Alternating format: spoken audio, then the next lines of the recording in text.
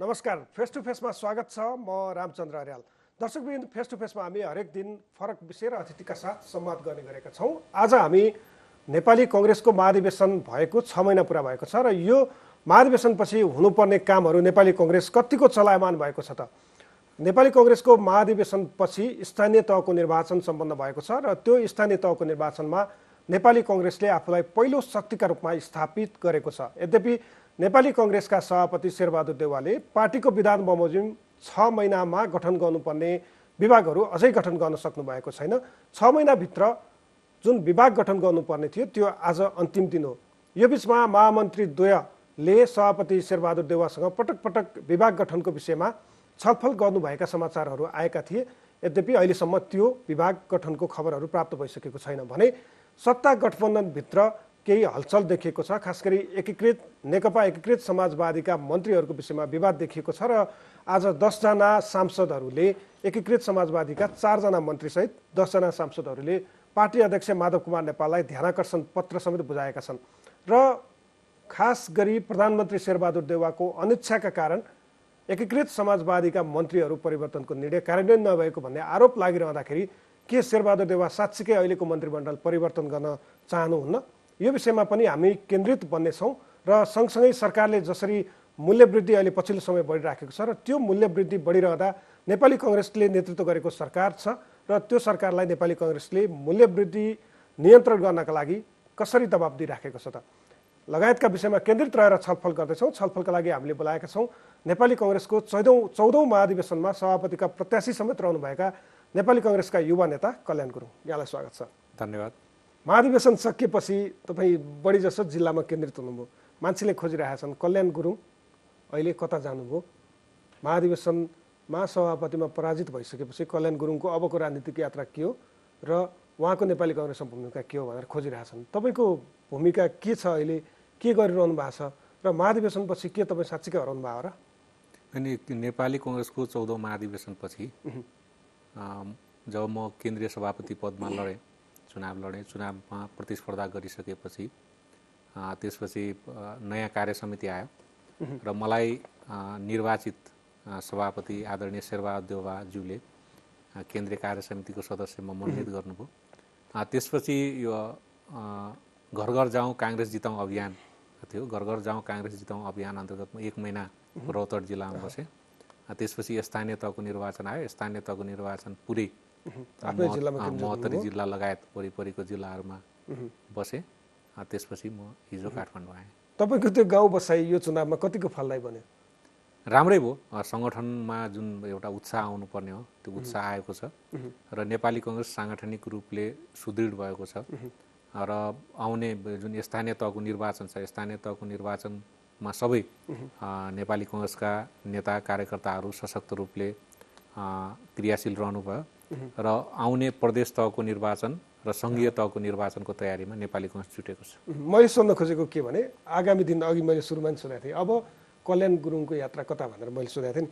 मैले तपाईँ जिल्ला केन्द्रित भइरहनुको अर्थ चाहिँ आगामी सङ्घीय चुनावमा तपाईँ त्यहाँबाट तपाईँको क्षेत्रबाट दावेदारी प्रस्तुत गर्दै हुनुहुन्छ? हो, म पहिलेदेखि नै दावेदार हुँ सङ्घीय संसदको लागि, प्रतिनिधि सभा सदस्यको लागि म पहिलेदेखि नै म दावेदार हुँ। तर अब अहिलेसम्म 3 चोटि म केन्द्रीय कार्य समितिमा आइसकेँ। एकचोटि आमन्त्रित केन्द्रीय सदस्य भएँ, एकचोटि निर्वाचित केन्द्रीय सदस्य भएँ, अहिले मनोनित केन्द्रीय सदस्य छु। 3 पटक केन्द्रीय कार्य समितिको सदस्य भइसकेँ र 3 पटक केन्द्रीय कार्य समितिको सदस्य हुँदा पनि मेरो चाहना के हो भने प्रतिनिधि सभामा म चुनाव लडौँ, त्यसको लागि म दावेदार हुँ। त्यो वातावरण बनाउन तपाईँ जिल्लामा बेसी बसिरहनु? त्यो पहिलेदेखि नै साथीभाइहरूको चाहना पनि छ कि कल्याण गुरुङले प्रतिनिधि सभामा चुनाव लडोस् भन्ने साथीभाइहरूको चाहना पनि छ र अहिलेदेखि मात्रै होइन, 2056 सालदेखि नै उहाँहरूको चाहना थियो। यसपटक पुरा हुने पार्टीबाट बनाउँदै हुनुहुन्छ, तपाईँ वातावरण बनाइरहनु भएको छ। आम जनतासँग भेटघाट गरिरहेको छु, किनकि आम जनतासँग भेटघाट नगरिकन चुनावमा टिकट लिएर त जाने, तर निर्वाचित हुन चाहिँ गाह्रो हुन्छ। त्यसैले आम जनतासँग प्रत्यक्ष रूपमा त्यहाँको जनताको मनोभावना बुझिरहनु भएको छ। मनोभावना बुझ्ने, उहाँहरूसँग प्रत्यक्ष घुलमिल गर्ने वातावरण मैले निरन्तर संवादमा रहने, छलफल गर्ने गरिरहनु भएको छ। जस्तो अब आज अहिले मैले सुरुवातमा प्रसङ्ग उठाएको थिएँ, एकीकृत समाजवादीका मन्त्री परिवर्तनको विषय एउटा विवादित विषय बनाएको छ। यो मैले तपाईँलाई किन प्रश्न सोध्न लाग्यो भने तपाईँ सत्तारूढ दलमध्ये सबैभन्दा प्रमुख दल नेपाली कङ्ग्रेस जसले चाहिँ नेतृत्व गरिरहेछ, तपाईँका सभापति अहिले नेपाल सरकारको प्रधानमन्त्री हुनुहुन्छ होइन। शेरबहादुर देउवालाई निकै धेरै अप्ठ्यारो छ क्या यति बेला होइन, समाचारहरू आउँछन्। अब एकीकृत समाजवादीलाई पार्टी बनाइदिनका लागि 40%मा रवालाई हटाएर 20%मा झारेर पार्टी बनाइदिनलाई अध्यादेश ल्याइदिनु पर्यो, पार्टी संरक्षण गरिदिनु पर्यो, बनाइदिनु पर्यो सम्मका कुराहरू आइरहेको थिए। अब हुँदाहुँदै त उहाँले मन्त्रीहरूलाई पनि अहिलेका मन्त्रीहरूलाई पनि साथ दिनुभयो र एकीकृत समाजवादीको निर्णय कार्यान्वयन भएन भनेर आरोप लाग्न थालेको छ। के साँच्चै प्रधानमन्त्री शेरबहादुर देउवा एकीकृत समाजवादीका 4 जना मन्त्रीको पक्षमा उहाँहरूलाई पार्टीको निर्णय व्यवस्था गर्दै उहाँलाई संरक्षण गर्ने पक्षमा हुनुहुन्छ? होइन, अहिले मुख्य हामी अलिकति पछाडि फर्किनुपर्छ कि अहिलेको यो गठबन्धन अहिलेको संविधानलाई जोगाउनुको लागि भएको हो। त्यसैले यो गठबन्धन एउटा सिद्धान्तमा आधारित भएर बनेको गठबन्धन हो कि संविधानमाथि बारम्बार प्रहार हुँदाखेरि, संविधानको मूल मर्म र भावनामाथि बारम्बार प्रहार हुँदाखेरि यो संविधानलाई जोगाउनुपर्छ र संविधानको संरक्षण र सम्वर्धन गर्दै अगाडि बढ्नुपर्छ र बहुदलीय लोकतान्त्रिक प्रणालीलाई जीवित राख्नुपर्छ। त्यसको लागि यो गठबन्धन निर्माण भएको। त्यसैले गठबन्धन निर्माण भइसक्दाखेरि गठबन्धनमा नेताहरू हुनुहुन्छ, गठबन्धनको कार्यदलको बैठक बस्छ र गठबन्धनको कार्यदलको बैठक बसेर मलाई लाग्छ यो सरकार टिकाउन आवश्यक छ, यो सरकार चुनावसम्म लानलाई आवश्यक छ, किनकि गठबन्धन जबसम्म नयाँ निर्वाचन हुँदैन तबसम्म यो गठबन्धन रहिरहनुपर्छ, कार्यभार पुरा हुँदैन। अनि यो किनभने संविधान जोगाउनु छ, हामीले संविधानलाई संरक्षण र सम्वर्धन गर्नु छ।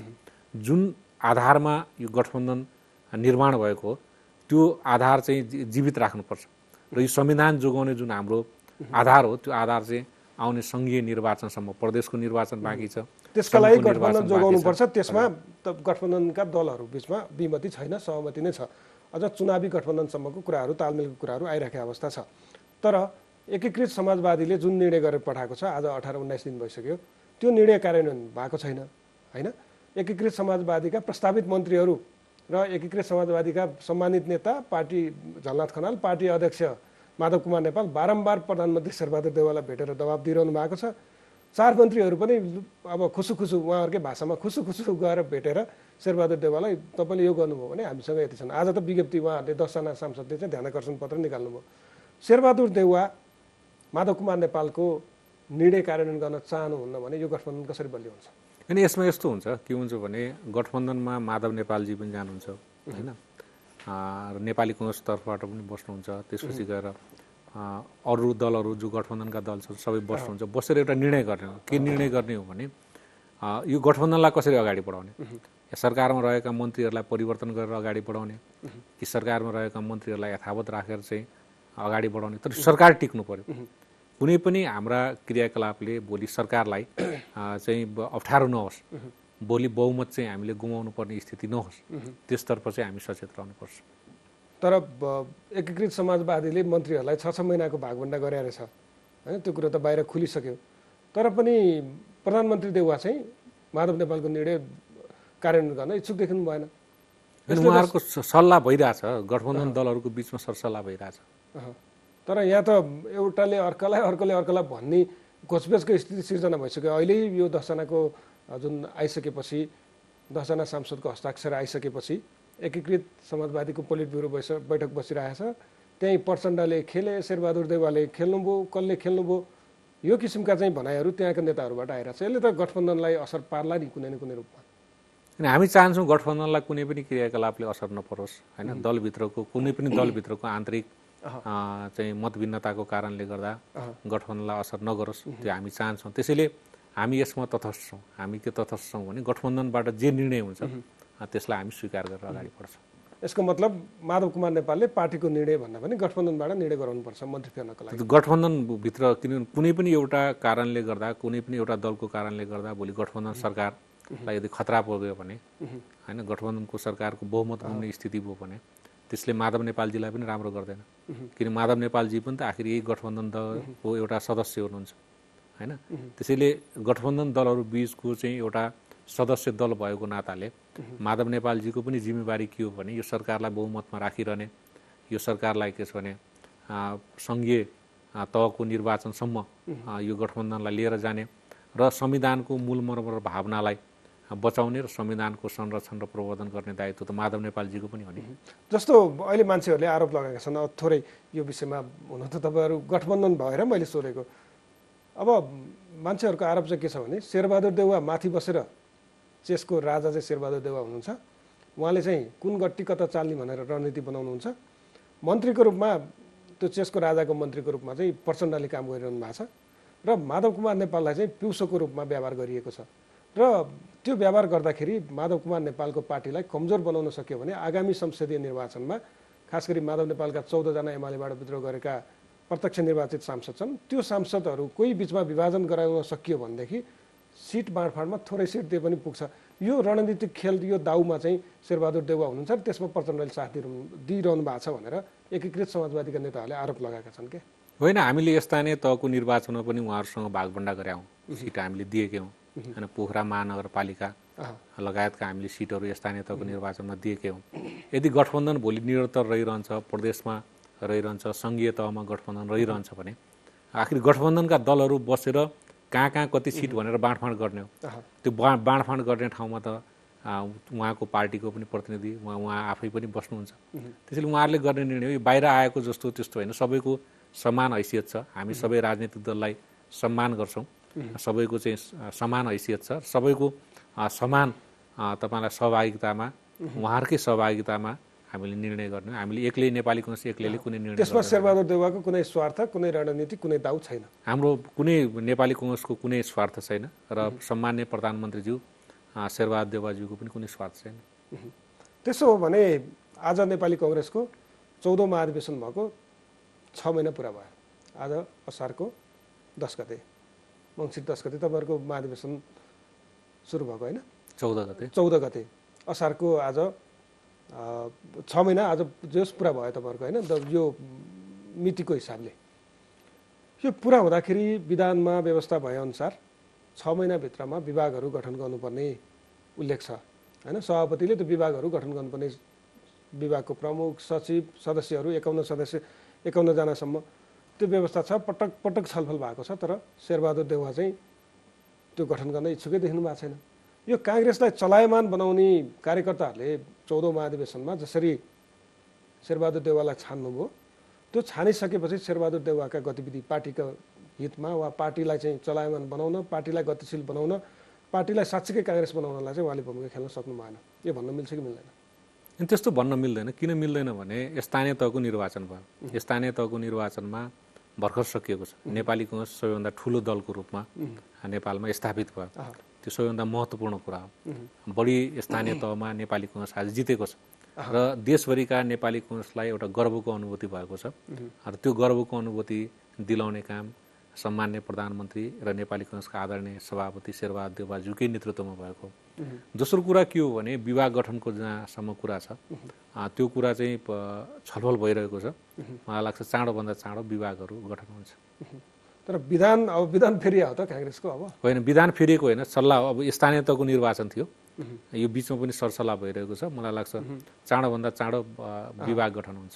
तपाईँहरूको पार्टीमा 28 विभागको व्यवस्था छ, बढीमा 51 जना सदस्य हुने प्रावधान छ, प्रमुख, उपप्रमुख र 1 जना सचिव होइन हुने व्यवस्था छ। 6 महिनाभित्र गर्नुपर्ने व्यवस्था छ। तर शेरबहादुर देउवाले जुन निर्णय नगर्दाखेरि उहाँको हरेक पटक अन्तिममा गर्ने बानी छ क्या, उहाँको देखिन्छ, इतिहासले त्यो भन्छ। अघिल्लो पटक पनि 4 वर्ष कार्यकाल पुरा भइसकेपछि विभागहरू गठनलाई तीव्रता दिनुभएको थियो होइन। अर्को पक्षले व्यापक विरोध गर्दै पनि उहाँले एकलौटी ढङ्गले होइन, रामचन्द्र पौडेल, त्यति बेलाका रामचन्द्र पौडेल पक्षका नेताहरूको भनाइमा एकलौटी ढङ्गले देउवाले विभाग गठन गर्नुभयो। त्यसको फलस्वरूप, त्यो विभाग गठन एकलौटी ढङ्गले गरिएको फलस्वरूप यसपटकको महाधिवेशनमा देउवालाई जित्न सजिलो भयो। त्यो आरोप लगाएका छन्। शेरबहादुर देउवाका हरेक गतिविधिहरू, खास गरी तपाईँले भन्नुभयो अहिलेसम्म राजनीतिक रूपमा शेरबहादुर देउवा सभापति भएपछि वा 2052 सालमा प्रधानमन्त्री भएदेखि आजको मितिसम्म आइपुग्दा राजनीतिक रूपमा देउवाले काङ्ग्रेस पार्टीको लागि लाभ पुर्याउने काम यो पटकको निर्वाचनमा गर्नुभयो। त्यो तथ्याङ्कले देखाउँछ होइन। तर देउवाको हरेक पटकका कामहरू चाहिँ विवादास्पद, असफल जस्तो यो किन देखिन्छ? त्यस्तो होइन, विभागको गठनको सन्दर्भमा चाहिँ सरसल्लाह भइरहेको छ होइन। 14औं महाधिवेशनपछि धेरै काम भएको छ। जस्तै तपाईँलाई यो कार्य सम्पादन समिति गठन भएको छ, जुन पहिले हुने गरेको थिएन। संसदीय बोर्डमा चाहिँ जुन पदेन बाहेक एकजना थपिएको छ। त्यसपछि तपाईँलाई के अरे यो विभागहरूको विषयमा सरसल्लाहहरू भइरहेको छ। स्थानीय प्रदेश तहलाई नै जुन विधानमा व्यवस्था थियो, प्रदेश तहले चाहिँ स्थानीय तहका उम्मेदवारहरू होइन, यो नगरपालिकाका उम्मेदवारहरू, महानगरपालिकाका उम्मेदवारहरू तय गर्ने जुन कुरा थियो, त्यो सबै प्रदेश तहहरू 7वटा प्रदेश क्रियाशील भएको स्थिति छ होइन। त्यसै सबै पार्टीका फङ्सन, जिल्ला कमिटीहरू पनि अहिले फङ्सनेबल भएको छ, किनभने गाउँपालिकाको टिकट त जिल्ला कार्य समितिले दिने थियो। त्यो जिल्ला कार्य समिति पनि अहिले फङ्सनमा आएको छ, प्रदेश तहहरू फङ्सनमा आएका छन्, केन्द्रीय तह महानगरपालिकाको टिकट त केन्द्रीय तहले दियो होइन, केन्द्रीय तहहरू पनि फङ्सनमा। त्यो सबै तहहरू अहिले फङ्सनमा छ पार्टीको। काङ्ग्रेस तन्दुरुस्त छ, काहीँ समस्या छैन विभाग गठनभन्दा बाहेक? होइन, समस्या हेर्नुहोस्, राजनीतिक दलमा समस्या नआउने भन्ने कुरो हुँदैन। नेपाली कङ्ग्रेस मात्रै होइन, संसारको जुनसुकै राजनीतिक दलहरूमा पनि समस्याहरू आउँछन्, तर ती समस्याको समाधान गर्दै जानुपर्छ। मतभिन्नताहरू हुन्छन्, मतभिन्नताको व्यवस्थापन गर्दै जानुपर्छ। मलाई के लाग्छ भने अहिले नेपाली कङ्ग्रेसलाई हेर्ने हो भने नेपाली कङ्ग्रेसको वडा तहदेखि लिएर, किन वार्डको निर्वाचन पनि भयो, वार्डको निर्वाचनमा वडा तह क्रियाशील भयो, त्यसपछि गाउँपालिका तहमा चाहिँ पालिका तहको निर्वाचन भयो, पालिका तहमा चाहिँ पालिका तहको कार्य समिति एक्टिभ भयो। अब प्रदेश तह, सङ्घीय तहको चाहिँ क्षेत्रीय समितिहरू एक्टिभ हुन्छ। सबै अङ्गहरू तन्दुरुस्त छन्। क्षेत्रीय समितिले नै वार्डको टिकट दिने हो, क्षेत्रीय समिति एक्टिभ भयो। तपाईँलाई के छ, जिल्ला कमिटीले चाहिँ पालिकाको टिकट दिने, त्यस्तै प्रदेश कमिटीले चाहिँ नगरपालिकाको टिकट दिने, केन्द्रले महानगरपालिकाको टिकट दिने, भने यी सबै समितिहरू अहिले फङ्सनमा छन्। त्यसैले नेपाली कङ्ग्रेस अहिले चाहिँ क्रियाशील छ र मलाई लाग्छ सङ्घीय तहको निर्वाचनसम्म चाहिँ नेपाली कङ्ग्रेस सशक्त रूपले अगाडि बढ्छ। यसको मतलब काङ्ग्रेसका सबै अङ्गहरू तन्दुरुस्त छन्, सबै निकायहरू बलिया छन्, चलिरहेका छन्। जस्तो पार्टीको केन्द्रीय समितिभित्र वरियताको विवाद देखिएको थियो नि शेखर कोइरालाको विषयलाई लिएर, त्यो विवाद चाहिँ मिलिसक्यो अहिले? अनि वरियताको सन्दर्भमा चाहिँ यो वास्तवमा एकदम गम्भीर प्रश्न तपाईँले उठाउनु भयो। वरियताको क्रममा चाहिँ एउटा समिति बनेको छ, त्यो समितिले चाँडै निर्णय गर्नुपर्छ, किनकि वरियता केन्द्रीय समितिको मात्रै कुरो छैन, वार्डदेखि नै वरियताको विवाद छ होइन। वरियता के हो त? वडा समितिलाई हेर्नु पर्यो, त्यस्तै पालिका समितिलाई हेर्नु पर्यो। तपाईँलाई के छ भने भातृ सङ्गठनबाट आएका पूर्व भातृ सङ्गठनका अध्यक्षहरू, महामन्त्रीहरू, केन्द्रीय समितिमा रहेका मानिसहरू छन्, शुभेच्छुक संस्थाका चाहिँ पूर्व र वर्तमान केन्द्रीय समितिमा रहेका मानिसहरू छन्, पार्टीकै महाधिवेशन महासमितिहरू छन् होइन, विभिन्न पूर्व सांसदहरू, पूर्व मन्त्रीहरू, पूर्व केन्द्रीय सदस्यहरू वर्तमान त छँदै हुनुहुन्छ होइन, जेल नेल गएका शीर्षस्थ नेताहरू हुनुहुन्छ, लामो समय लोकतान्त्रिक हुनुहुन्छ, शहीद परिवारका व्यक्तिहरू हुनुहुन्छ। के हो त आखिर यो पार्टीको पोर्टफोलियो वरियता के हो त? कुन तहले कहाँ त्यो वरियता चाहिँ फिक्स हुनुपर्छ। त्यो वरियता फिक्स हुँदाखेरि तपाईँलाई कहीँ पनि विवाद आउँदैन, किन नेपाली कङ्ग्रेसभित्र खास गरिकन सबैले अवसर नपाउँदाखेरि सम्मान त प्राप्त गर्नु पर्यो।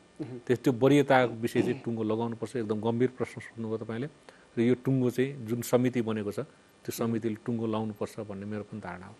समितिले टुङ्गो त लाउनुपर्छ। जस्तो शेखर कोइरालाको सन्दर्भमा उहाँको वरियताको त्यो लिस्टिङमा राख्दाखेरि कहिले 22 नम्बरमा, कहिले 26 नम्बरमा उहाँको नाम हुन्छ क्या त्यो आउँदाखेरि, तर वरिष्ठ नेता उहाँलाई बनाइनुपर्छ। हाम्रो प्रचलन चाहिँ सभापतिमा दोस्रो उपविजेता हुनुभएको व्यक्तिलाई चाहिँ वरिष्ठ नेता बनाउने चलन छ भनेर पनि बहसहरू उठेका छन्। तपाईँको धारणा चाहिँ के हो यसमा? अनि यार म पनि पार्टीको केन्द्रीय सभापति पदमा निर्वाचन लडेर पराजित भएको व्यक्ति हुँ होइन, त्यसैले अब त्यो त वरियता निर्माण गर्ने व्यक्तिले तय गर्ने कुरा हो। जुन समिति बनेको छ त्यो समितिले चाहिँ समितिको निर्णय नै, समितिले जे निर्णय गर्छ त्यो हामी मान्छौँ। यसअघिको प्रचलनमा चाहिँ जस्तो रामचन्द्र पौडेलले सभापतिमा उपविजेता हुनुभयो, उहाँलाई वरिष्ठ नेता बनाइयो, त्यसअघि पनि त्यही किसिमले निर्णय भएका छन्। तर यसपटक शेखर कोइरालाको सन्दर्भमा चाहिँ शेरबहादुर देउवाले उहाँसँग बढी इगो राख्नुभयो, मान्छेले त्यो भनेका छन् कि त्यस्तो इगोको कुरा होइन। यसपालि पहिले 2 जना मात्रै चुनाव लड्नु होइन, 3 जना, कहिले 3 जना चुनाव लड्नु होइन, कहिले 2 जना, कहिले 3 जना। यसपालि 5 जना हामी चुनाव लड्यौँ। 5 जना चुनाव लड्दाखेरि पहिलो चरणबाट हामी 3 जना चाहिँ आयौँ र दोस्रो चरणमा 2 जना जानुभयो नेपाली कङ्ग्रेसको विधान अनुसारै। त्यसैले नेपाली कङ्ग्रेसको सबै आखिर उहाँ सहितको बैठक बसेर नै एउटा समिति वरियताको लागि एउटा समिति निर्माण गर्ने, त्यो समितिले गरेको निर्णय सबैले मान्ने भनेर त समिति निर्माण भइसकेको छ। त्यो समितिले टुङ्गो लगाउनु पर्यो। समितिले टुङ्गो लगाउँदा त्यो समितिले वरियता जे टुङ्गो लगाउँछ त्यो मेरो हकमा पनि त्यही हुन्छ होइन, डाक्टर शेखर कोइरालाको हकमा पनि त्यही हुन्छ। सबैको हकमा समान निर्णय। तपाईँको लाइन चाहिँ त्यो हो। जस्तो नेपाली कङ्ग्रेसमा पुरानै चलनहरू जस्तो बहुदल प्राप्तिपछि 2046 सालपछिका पार्टीका सभापतिहरूको इतिहासलाई हेर्ने हो भने कार्यकर्ता खास गरी ताप्के र बिडको कुरा आउँछ क्या। ताप्के भन्दा पहिला बिड तात्ने होइन, नेतृत्व चाहिँ कुम्भकर्ण जसरी निदाउने, अन्तिममा जुरुक्क उठेर आँखा चिम्लेर निर्णय गर्ने। त्यो हुँदाखेरि आफ्नालाई अवसर जेनुन कार्यकर्ताहरू जो चाहिँ पार्टीका लागि सङ्घर्ष गरेका होइन, विभिन्न जेलनेल भोगेका कार्यकर्ताहरूलाई पाखा लगाउने प्रचलन छ काङ्ग्रेसमा भनेर पनि भन्छन्। अनि हामीलाई अन्याय भयो भनेर भन्नेहरू पनि छन्। अहिलेको नेतृत्वले त्यस्ता कार्यकर्ताहरूलाई न्याय गर्न सक्छ कि सक्दैन, तपाईँलाई के लागेको छ? होइन, मलाई के लाग्छ भने अहिले नेतृत्वमा जो आउनुभयो उहाँहरू सक्षम हुनुहुन्छ, योग्य हुनुहुन्छ र महाधिवेशन प्रतिनिधिहरूले उहाँहरूलाई निर्वाचित गर्नुभएको। त्यसैले उहाँहरूको योग्यता, उहाँहरूको क्षमता नेपाली काङ्ग्रेसका कार्यकर्ताहरूले त्यो प्राप्त गर्नुपर्छ। उहाँहरू असाध्यै योग्य हुनुहुन्छ, उहाँहरू असाध्यै क्षमतावान हुनुहुन्छ। उहाँहरू नेपाली काङ्ग्रेस पार्टीलाई नेतृत्व गर्न, नेपालकै नेतृत्व गर्न योग्य हुनुहुन्छ, सक्षम हुनुहुन्छ। र मैले पनि बारम्बार यो प्रश्न उठाइरहेको छु कि नेपाली काङ्ग्रेसभित्र लागेका मानिसहरूको राजनीतिक सुरक्षा हुनुपर्छ, राजनीतिक न्याय प्राप्त गर्न सक्नुपर्छ र राजनीतिक रूपले सबैले समान र न्यायोचित अवसर प्राप्त गर्नुपर्छ। एउटाले अवसर प्राप्त गरेको गरे गर्ने, अरूले जीवनभर अवसर प्राप्त नगर्ने हो भने त्यसले कार्यकर्तामा चाहिँ असन्तुष्टि, निराशा चाहिँ जन्माउन सक्छ। त्यसैले नेपाली काङ्ग्रेसमा लागेका हरेक कार्यकर्ताले राजनीतिक सुरक्षाको अनुभूति गर्नुपर्छ, राजनीतिक न्यायको अनुभूति गर्न सक्नुपर्छ। र एकपटक जसले यो समानुपातिकको हकमा चाहिँ मेरो भनाइ के हो भने एकपटक जसले समानुपातिक प्राप्त गरिसक्नुभयो उहाँहरूले समानुपातिक प्राप्त गर्नुहुन्न। अझ यहाँसम्म मेरो भनाइ हो कि नगरपालिकाको मेयर भएकासम्म व्यक्तिहरू जो हुनुहुन्छ भने उहाँहरूले समानुपातिक पाउनु हुँदैन। किन पाउनु हुँदैन भने मेयर पनि त एउटा कार्यकारी अधिकार हो नि त हैन। तर काङ्ग्रेसमा त पहिलो संविधान सभा, दोस्रो संविधान सभा, के अरे अघिल्लो संसदीय चुनाव हेर्ने, इतिहास हेर्ने, कोट्याउँदै जाने हो भने त त्यहाँ पटक पटक एउटै व्यक्ति चाहिँ संसदमा आइपुगेको छ। पटक पटक मान्छे चाहिँ निर्वाचित भएर आउन सकिन्छ। समानुपातिकमा मेरो भनाइ के हो भने एक व्यक्ति समानुपातिक, एक पद एक पटक मात्रै।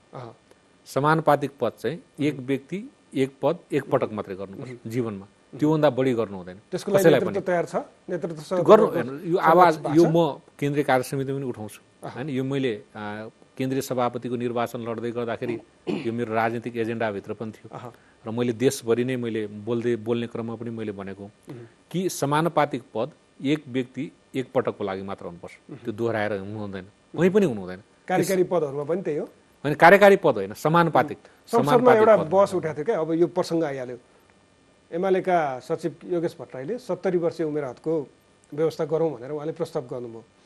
त्यो लगत्तै चाहिँ अर्को बहस उठ्यो कार्यकारी प्रमुखमा, खास गरी प्रधानमन्त्री, राष्ट्रपति अनि मन्त्री पनि कतिपटक हुने होइन। यसमा चाहिँ उमेर हद सँगसँगै यो कतिपटक हुन पाउने, जस्तो भारतको व्यवस्था, चीनको व्यवस्था, रसियाको व्यवस्था, अमेरिकाको व्यवस्था, त्यहाँ 2 पटक मात्रै कार्यकारी बन्न पाउने व्यवस्था छन् होइन। हाम्रो यहाँ चाहिँ कार्यकारी चाहिँ जस्तो तपाईँको पार्टीका सभापतिको बेला बेला आउँछ नि समाचार, ज्योतिषले 7 पटक प्रधानमन्त्री बन्न भनेको छ होइन। अब एमालेका अध्यक्ष केपी शर्मा ओली संविधानमा त 3 पटक प्रधानमन्त्री हुनुभयो होइन। माओवादीका अध्यक्ष पुष्पकमल दाहाल प्रचण्ड 2 पटक प्रधानमन्त्री भइसक्नुभयो। अब हाम्रो नेपालमा चाहिँ कार्यकाल र यो उमेर अवधि तोकिया छैन। यसले गर्दाखेरि तपाईँहरू जस्ता नेताहरू, जस्तो अहिले तपाईँले 56 सालदेखि नै मेरो विषय चलिरहेको थियो भन्नुभयो नि, 2056 सालदेखि मान्छेले कल्याण गुरुङलाई खोजिराखेका छन् तर त्यही कल्याण गुरुङको कपाल सबै फुलिसक्यो। अझै पनि युवा नेता भनेर हिँड्नुपर्ने छ, अवसरमा पुग्नलाई निकै ठुलो पापड बेल्नुपर्ने अझै बाँकी छ होइन। यो अवस्थाको अन्त्य चाहिँ कसरी गर्ने अब हामीले? तपाईँले यसलाई चाहिँ संविधानमा लेखिनुपर्छ। हेर्नुहोस्, यो संविधानले कोड गर्यो भने, संविधानमा लेखियो भने मात्रै हुन्छ, संविधानमा लेखिएन भने हुँदैन। त्यसैले पार्टीको विधानमा लेखेर मात्रै हुँदैन, देशको संविधान। तपाईँले भन्नुभएको जस्तो भारतमा त्यो व्यवस्था छैन, चीनमा पनि त्यो व्यवस्था छैन, रसियामा पनि त्यो व्यवस्था छैन।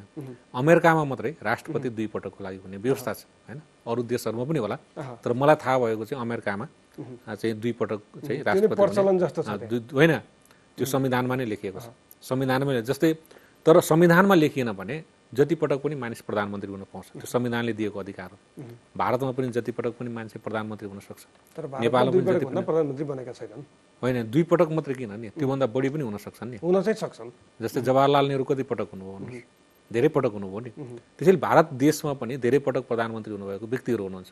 त्यसैले जनताले चुनाव जिताउनु भयो, संसदीय दलको नेता हुनुभयो, संसदमा बहुमत प्राप्त गर्नुभयो भने संविधानले दिएको अधिकारको प्रयोग गर्दै कुनै पनि प्रतिनिधि सभा सदस्य मुलुकको प्रधानमन्त्री हुन सक्छ। त्यो संविधानले दिएको अधिकार हो। त्यसैले कुनै प्रस्ताव गर्नु अगाडि मेरो भनाइ के हो, सबैभन्दा पहिले कुनै दलको नेताले कुनै प्रस्ताव गर्नुहुन्छ भने दुई ठाउँ छ। एउटा पार्टीको विधानमा त्यो कुरा राख्नु पर्यो, अर्को देशको संविधानमा राख्नु पर्यो। पार्टीको विधानमा मात्रै राखेर त हुँदैन, त्यो त संविधानमै ल्याउनु पर्यो, त्यो त संविधानमा लेखिनुपर्छ। त्यसै संविधानमा लेखिनको लागि राष्ट्रिय सहमति चाहिन्छ। सबै राजनीतिक दलहरू त्यसमा सहमत हुनु पर्यो हैन। त्यो केवल नेताहरू सबै चाहिँ पटक पटक म भन्दैछु नि, म के भन्दैछु भने मान्छे आफ्नो उमेर नपुगेस जुनसम्म चाहिँ त्यो पुग्र त्यही व्यक्तिहरू चाहिँ भोलि 70 पुग्यो भनेदेखि होइन 70 हटाउनु पर्छ भन्ने लाइनका मान्छेहरू हुन्छ। त्यो पपुलर कुरा गरेर मात्रै हुँदैन। जस्तो युवा खालि मान्छे के छ नि, पपुलर कुरा गर्ने अनि एउटा कुरा गर्दैन, त्यसमा हामीले बसमा जानु हुँदैन। हामी नेपाल र नेपालीहरू खास गरिकन के हो भने कुनै एउटा मानिसले सानो कुरा गर्दैन त्यसको पछि दौड्ने, त्यो होइन। त्यो कति व्यवहारिक हुनसक्छ, त्यो संविधानमा लेख्न सकिन्छ कि सकिँदैन, संविधानमा लेखिसकेपछि त्यो कार्यान्वयन हुनसक्छ कि सक्दैन। संविधानमाथि बारम्बार प्रहार भइरह्यो होइन। अहिले नै हेर्ने हो भने आखिर यो गठबन्धन त यो संविधान जोगाउनको लागि भएको नि, संविधानको मूल मर्म र भावनालाई के छ भने जोगाउनको लागि भएको, संविधानलाई संरक्षण र सम्वर्धन गर्नको लागि भएको। त्यसैले सानो के छ भने पपुलर कुरा गरेर मुलुकको उन्नति हुन सक्दैन, संविधानको कार्यान्वयन हुन सक्दैन। संविधानमा लेखिएका कुराहरू त कार्यान्वयन गर्नु पर्यो नि। मन्त्री भएको बेलामा संविधानमा लेखिएको कुरा कार्यान्वयन नगर्ने, सांसद भएको बेलामा संविधानमा लेखिएका मौलिक अधिकारहरू कार्यान्वयन गर्नुको निम्ति संसदमा चाहिँ जोरदार रूपले भूमिका निर्वाह नगर्ने, अनि त्यो उमेरले चाहिँ संविधानमा लेखिएका कुरालाई कार्यान्वयन गर्न कहाँनिर रोकेको छ। मौलिक अधिकारहरू जुन संविधानले दिएको छ, आज शिक्षा सम्बन्धी मौलिक अधिकार कहाँ छ कार्यान्वयन भएको? सबैभन्दा महँगो शिक्षा भइसक्यो, शिक्षा व्यापारको रूपमा अगाडि आएको। स्वास्थ्य तपाईँलाई मौलिक अधिकारको रूपमा छ, आवास चाहिँ मौलिक अधिकारको रूपमा छ। आज सुकुम्बासीहरू कति छन् हेर्नु, खानेपानी मौलिक अधिकारको रूपमा छ होइन। स्वास्थ्य आज महँगो भइरहेको स्थिति छ। त्यसैले आखिर सुकुम्बासी समस्या समाधान गर्नको निम्ति यो सधैँभरि हरेक साल चाहिँ यो चाहिँ भूमि वितरण गरेर मात्रै सुकुम्बासी समस्या समाधान हुँदैन। हरेक वर्ष तपाईँलाई 5 लाखको दरले मानिसहरू सुकुम्बासीहरू बढिरहेको छ। त्यसको कारण के हो भने मान्छे गरिब हुन्छ, गरिबले उपचार चाहिँ महँगो छ, उपचारमा चाहिँ पैसा खर्च गर्नु पर्यो, छोराछोरी पढाउन पैसा खर्च गर्नु पर्यो, त्यो खाद्यान्नमा खर्च। त्यसको लागि के उपाय भन्दा आय स्रोत छैन, जमिन बेच्नु पर्यो, भएको जमिन बेचेपछि फेरि त्यो व्यक्ति सुकुम्बासी हुने भयो। त्यसैले सुकुम्बासीको थायी समाधानतर्फ के हुन सक्छ? मौलिक अधिकार सोच्ने निकायमा पुगेका हाम्रा नेताहरू त्यो सोच्न सक्ने छ होइन। मैले चाहिँ देखिएन। निकायको मात्रै होइन, हामी सबैको दायित्व। म खालि प्रतिनिधि सदस्यहरू या मुलुकका चाहिँ सांसदहरूलाई मात्रै म भन्दिनँ, त्यो हाम्रो दायित्व पनि हो। हामी पनि नागरिकको दायित्व हो कि के गर्दा हुन्छ हामी त्यसमा बहस केन्द्रित गरौँ न। मुलुकको संविधान हामीले निर्माण गरेको, संविधान सभाले निर्माण गरेको जस्तो ठिक छ। अब त्यो विषय छँदैछ, त्यसमा सबैको दायित्व हो, सबै राजनीतिक दल, नागरिक समाज होइन, सबैजनाले त्यो प्रति सचेत हुनुपर्छ, आफ्नो ठाउँबाट भूमिका खेल्नु पर्ला। जस्तो पछिल्लो समय तपाईँ युवा नेता, अहिले मैले युवा नेता भनेर कपाल फुलिसकेको विषय पनि उठाएँ। जस्तो अहिले वैकल्पिक राजनीति भनेर राजनीतिमा खास गरी स्थानीय तहको निर्वाचनमा केही स्थानमा स्वतन्त्रहरू विजयी भइसकेपछि जसरी नयाँ पार्टीहरू होइन युवाहरू राजनीतिमा आकर्षित हुने, स्वतन्त्र ढङ्गले हामी उम्मेदवार हुन्छौँ भनेर यहाँ अहिले विभिन्न क्षेत्रमा, तपाईँको क्षेत्रमा उम्मेदवारी घोषणा भएको छ छैन थाहा होइन, तर देशका धेरै निर्वाचन क्षेत्रमा स्वतन्त्रले उम्मेदवारी घोषणा गरिसकेको अवस्था छ। यो पछिल्लो समय खास गरी नेपाली कङ्ग्रेसमा उही नेतृत्व, एमालेमा उही नेतृत्व, माओवादीमा उही नेतृत्व होइन, हामीले थाहा पाएदेखि अहिलेसम्म शेरबहादुर देउवा 2052 सालदेखि आजसम्म निरन्तर पटक पटक शक्ति र सत्तामा, केपी शर्मा ओली त्यस्तै, माधव कुमार नेपाल त्यस्तै, प्रचण्ड त्यस्तै, यो सबै जनताले देखिसके। अब कतिपटक उहाँलाई दिने, अब हामी देशको नेतृत्व गर्छौँ भनेर जुन हिसाबले आइरहनु भएको छ नि, यो आइरहँदाखेरि यसले संसदीय राजनीति त दलीय राजनीति नै हो, यो दलीय राजनीतिलाई के असर पार्छ कि पार्दैन? होइन, मलाई के लागेको छ भने हेर्नुहोस्, एउटा खुसीको कुरा के हो भने हिजो राजनीतिक दललाई गाली गर्ने, राजनीति गर्ने मानिसहरूलाई गाली गर्ने, राजनीति भनेको गर्ने मानिसहरू एकदम गलत हुन् भनेर भन्ने आज जुन छ त्यो कम्तीमा आज युवा पुस्ताहरू या त्यो जमातहरू कम्तीमा के छ भनेदेखि राजनीतिमा आइरहनु भएको छ। त्यो एकदम खुसीको कुरा हो, सकारात्मक कुरा हो। तर के हो भने यो चाहिँ फेसनको रूपमा मात्रै हुनु हुँदैन। फेसन चाहिँ गरेको जस्तो राजनीति होइन, यसमा चाहिँ निरन्तरता चाहिन्छ। यदि निरन्तरता भएन भने तपाईँलाई एकचोटि चुनाव हार्नुभयो, फेरि गएर सुत्दिनु भयो, अर्कोचोटि चुनाव हार्नु होला, फेरि गएर सुत्दिनु होला, त्यसले तपाईँको राजनीतिक उद्देश्य पुरा हुँदैन। तपाईँ के उद्देश्यले राजनीतिमा आउने भनेको चुनाव जित्नु मात्रै या चुनाव लड्नु मात्रै उद्देश्य होइन होइन। तपाईँ राजनीतिको उद्देश्य के त? यदि त्यो उद्देश्य हो भने जनतालाई के दिने होइन, त्यो उद्देश्यको लागि तपाईँले आफ्नो जीवन समर्पण गर्न सक्नुपर्छ। आफ्नो जीवन नेल्सन मण्डेलाले एउटा राजनीतिक उद्देश्यको लागि जीवनको तपाईँलाई सबैभन्दा लामो समय 27 वर्ष चाहिँ जेलको कालकोठरीमा तपाईँले बिताए। बीपी कोइराला, गणेशमान सिंह, कृष्ण प्रसाद भट्टराई, गिरिजा प्रसाद कोइराला, सुशील कोइराला, शेरबहादुर देउवाले, रामचन्द्र पौडेलसम्मले आफ्नो लगायत नेपाली कांग्रेसका हजारौं मानिसहरूले आफ्नो ऊर्जामय समयहरू लोकतन्त्रको लागि चाहिँ जेल जीवन बिताएर जेलमा बिताउनु भयो। त्यस्ता कठिन दिनहरू भोलि राजनीतिमा आयो भने होइन म त राजनीति गर्दिनँ, म त फेरि जागिर खान जान्छु, म त राजनीति गर्दिनँ, बस्छु, म त फेरि के छ भने व्यापार गर्न जान्छु, म त राजनीति गरेको थिएँ भएन, अब म विदेश जान्छु। यो लहर यदि हो भने त्यसले चाहिँ के छ भने भोलि गम्भीर समस्या निम्त्याउन सक्छ। मेरो भनाइ के हो भने राजनीतिमा आउनुभएको छ, त्यो स्वागतयोग्य कुरा हो, आउनुहोस्, राजनीति गरौँ, राजनीति देश निर्माणको लागि होइन, नेपाललाई समृद्ध बनाउने होइन, नेपालीहरूलाई चाहिँ सुखी बनाउने यदि उद्देश्य यदि आउने हो भने सबैले आउनुपर्छ। मलाई एउटा चाहिँ आउँछ, मैले कुनै इन्टरभ्यूमा सायद सुनेको थिएँ या मैले हेरेको थिएँ, एकजना नेपाली अभिनेत्रीले नै भन्नुभएको थियो कि हाम्रो चाहिँ युवा पुस्ता हामी कस्तो छौँ भने, उहाँ पनि युवै हुनुहुन्थ्यो, उहाँले आफैले आफूलाई भन्नुभयो पोखराबाट काठमाडौँ जाने भनेर हिँड्ने होइन, पोखराबाट काठमाडौँ जाने भनेर हिँडिसकेपछि बिचमा त मुङलिङ पर्छ, अनि मुङलिङमा त के छ भने एकदम रमाइलो भनौँ, एकदम रमाइलो समाइलो यदि उभो भने अनि त्यो मुङलिङमै तपाईँलाई रमाइलो गरेर के छ भने ती अलमलिए काठमाडौँ पुग्ने कुरो छोडिदिने, त्यसरी हुँदैन। यदि उद्देश्य काठमाडौँ पुग्ने हो भने हरेक युवाले के छ भने काठमाडौँ पुग्ने उद्देश्य राख्नु पर्यो। यदि मुलुकको परिवर्तनको लागि, मुलुकमा सकारात्मक परिवर्तनको लागि, मुलुकको समृद्धिको लागि, मुलुकमा सुशासनको लागि यदि राजनीतिमा आउने हो भने वास्तवमा सकारात्मक कुरा हो, उहाँहरू निरन्तर आउनुपर्छ, बिचमा भुल्नु भएन, जुन कष्टलाई पनि सहेर अगाडि बढ्नु। जस्तो 62-63 को जनआन्दोलनमा खास गरी तपाईँहरू र त्यति बेलाको 7 दलीय गठबन्धन भनौँ न, 7 दलीय गठबन्धन यहाँ काठमाडौँमा सडक आन्दोलन, देशव्यापी सडक आन्दोलनमा माओवादीले उताबाट तपाईँहरूलाई साथ दियो होइन।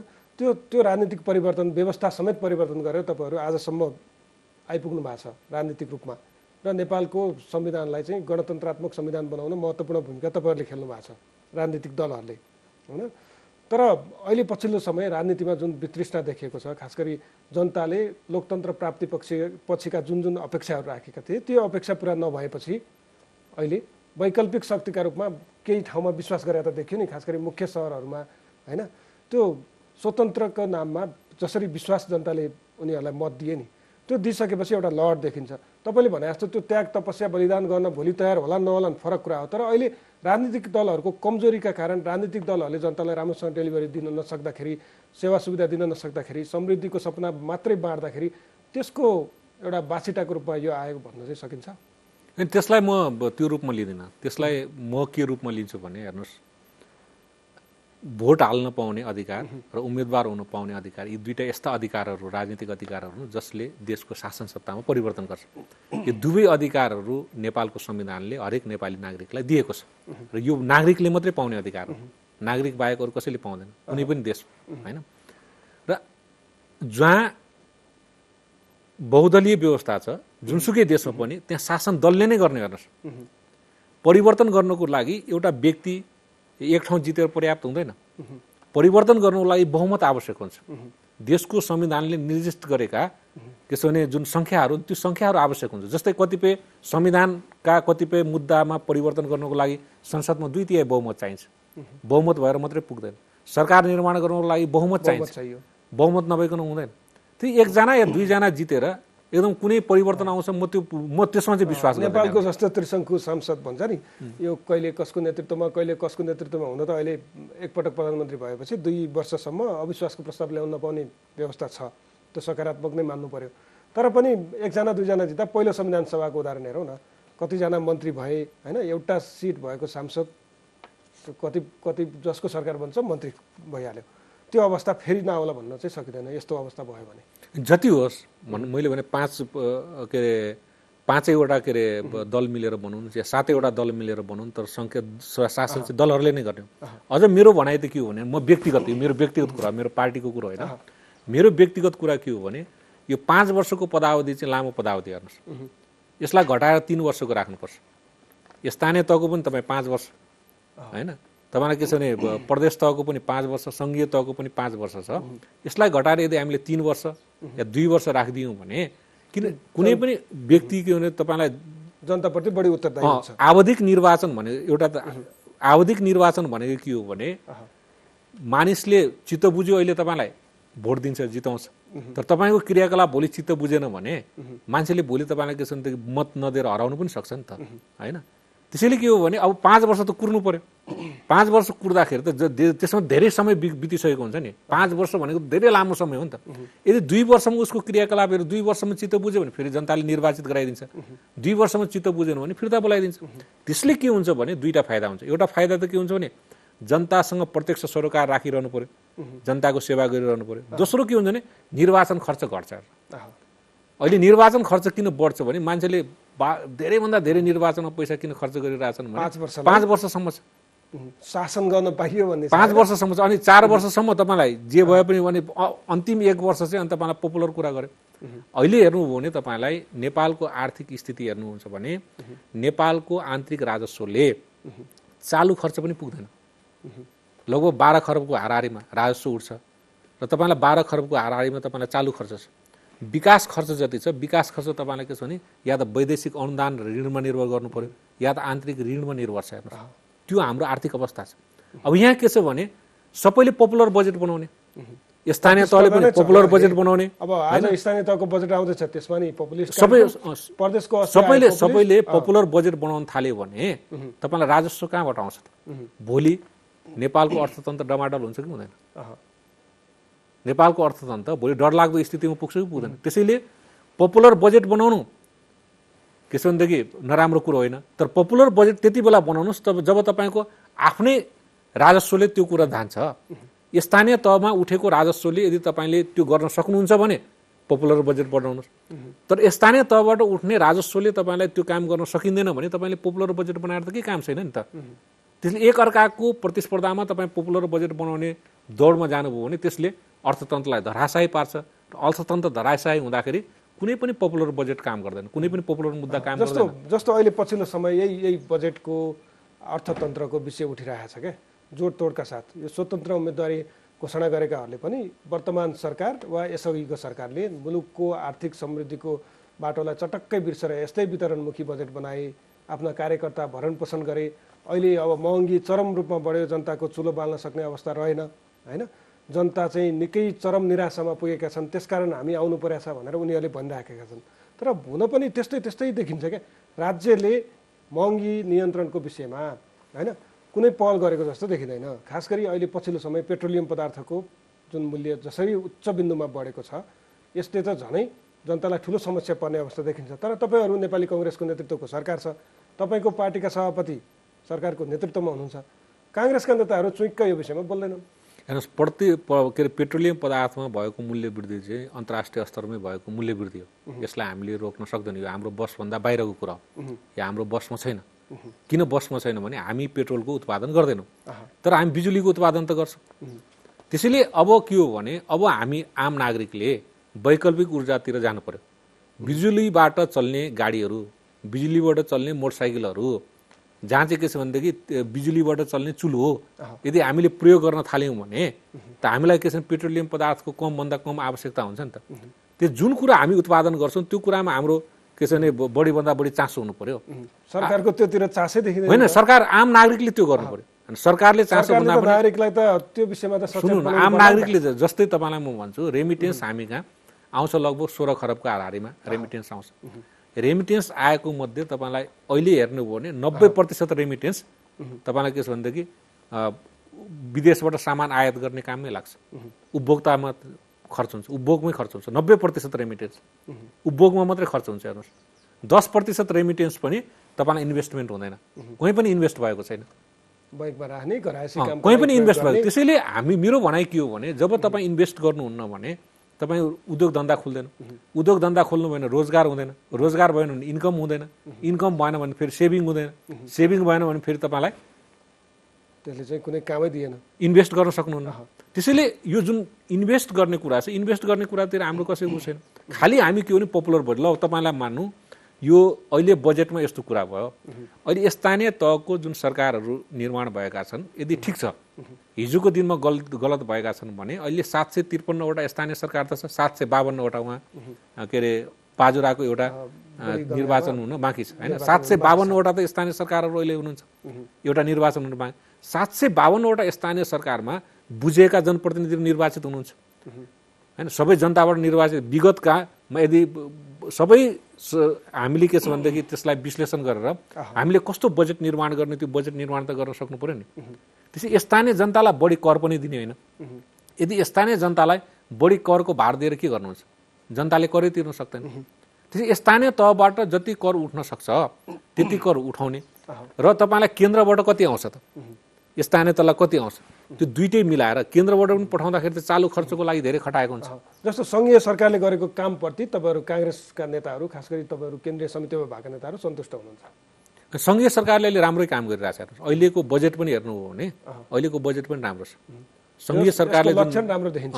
सङ्घीय सरकारले गरेको काम चाहिँ राम्रो छ। जस्तो अब हामी अन्तिममा नै आइसकेका छौँ, गठबन्धनको विषयमा प्रश्न उठिरहेछ। अब मङ्सिरको 10 गतेभित्र निर्वाचन दुइटै त प्रदेश र सङ्घको चुनाव हामी गरिसक्छौँ भनेर प्रमुख निर्वाचन आयुक्तले आज बोलिसक्नु भएको छ। निर्वाचनमा जाने भइसकेपछि गठबन्धनको विषय त स्वाभाविक रूपमा तपाईँहरूको गठबन्धनको विषय उठिरहेछ। अब प्रचण्डको यो स्थानीय तहको निर्वाचन लगत्तै एउटा भनाइ आयो, तपाईँहरूले सुन्नुभयो होला, मलाई चाहिँ प्रधानमन्त्रीको अफर अर्को ठाउँबाट नै आछ होइन। माधव कुमार नेपालले लगत्तै बोलिदिनु भयो अफर आएको छ भनेर। अब नेपाली कङ्ग्रेस यो अब आउने निर्वाचनमा अहिले त अब यो लडाइँ पनि देखियो, यो तपाईँहरूकै सत्ता सहकारी दल एकीकृत समाजवादीमा मन्त्रीकै विषयमा लडाइँ छ, माओवादीमा त्यस्तै स्थिति छ। अब तपाईँहरू उहाँहरूलाई सँगसँगै लिएर हिँड्ने मनस्थितिमा हुनुहुन्छ नि होइन? होइन, हामी गठबन्धन नटुटोस् भनेर चाहन्छौँ। गठबन्धनको जुन हाम्रो सहयात्री दलहरू छन्, सहयात्री दलहरू सँगै अगाडि बढौँ भन्ने चाहन्छौँ हामी। बेला बेलामा कम्युनिस्ट पार्टीका नेताहरू, खास गरी प्रचण्डको विषय, प्रचण्डले त काङ्ग्रेसलाई अब ठेगान लगाउने दिन चाँडै आउँदैछ भनेर प्रशिक्षण, जनप्रतिनिधिको प्रशिक्षण पनि बोल्नुभयो। यो कम्युनिस्ट नेताहरूको भाषणबाजी, उहाँहरूको बोलीचाली, उहाँहरूका शब्दका अर्थहरू खोज्ने हो भने काङ्ग्रेसलाई कुनै न कुनै दिन अप्ठ्यारो पर्छ जस्तो त्यस्तो महसुस गर्नु भएको छ? होइन, हामीलाई त्यसले केही फरक पर्दैन, उहाँहरू के बोल्नुहुन्छ त्यो हामीलाई अर्थ छैन। हाम्रो एउटै कुरा के हो भने यदि गठबन्धनमा उहाँहरू हुनुहुन्छ, जबसम्म उहाँहरू गठबन्धनमा हुनुहुन्छ हामी सहयात्री दलको रूपमा हामी अगाडि लिएर जान्छौँ। होइन भने नेपालको संविधानले सबैलाई प्रतिस्पर्धा गर्ने अधिकार दिएको छ, व्यक्तिको रूपमा पनि दलको रूपमा पनि।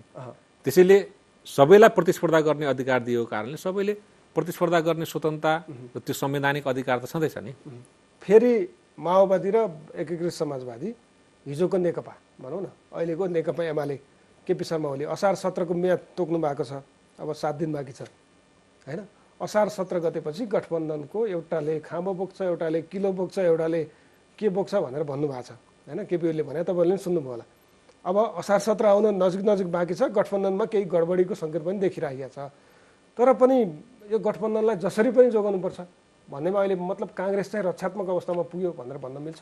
होइन, त्यस्तो हुँदैन। त्यो यो गठबन्धन जोगाउन सबै राजनीतिक दलहरू जिम्मेवारीपूर्वकै लागिरहनु भएको छ होइन। त्यसैले लाग्नु हुन्छ, किन यो त्यो उहाँले भने जस्तो त्यस्तो हुँदैन।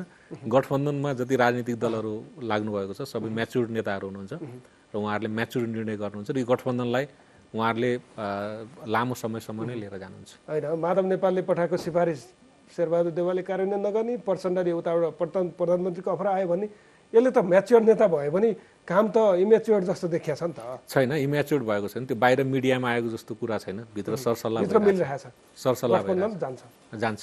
मङ्सिरमा चुनाव हुन्छ, तपाईँहरू फेरि बहुमतका साथ आउनुहुन्छ। नेपाली कङ्ग्रेस सबैभन्दा ठुलो दलको रूपमा यो मुलुकमा सङ्घीय तहको निर्वाचन र प्रदेश तहको निर्वाचनमा नेपाली कङ्ग्रेस सबैभन्दा ठुलो दलको रूपमा स्थापित हुन्छ। हस्, यहाँलाई समय र समाजको लागि धन्यवाद। उहाँ हुनुहुन्थ्यो नेपाली कङ्ग्रेसका नेता कल्याण गुरुङ। उहाँसँग हामीले पछिल्लो राजनीतिक घटनाक्रम र नेपाली कङ्ग्रेसको खास गरी विधानले व्यवस्था गरे अनुसारको काङ्ग्रेसका समितिहरू बन्न सकेका छैनन् र यो विषयमा केन्द्रित रह्यौँ र सत्ता सहकार्य भइरहेका दलहरू बिचको आगामी राजनीतिक यात्रा कसरी अगाडि बढ्ला र नेपाली कङ्ग्रेसको आगामी संसदीय निर्वाचनको राजनीतिक बाटो के हो भन्ने विषयमा केन्द्रित रहेर छलफल गऱ्यौँ। आजलाई फेस टु फेस यति, भोलि फरक विषयका साथ उपस्थित हुनेछौँ। हिमालय टेलिभिजन हेर्दै रहनुहोला। नमस्कार।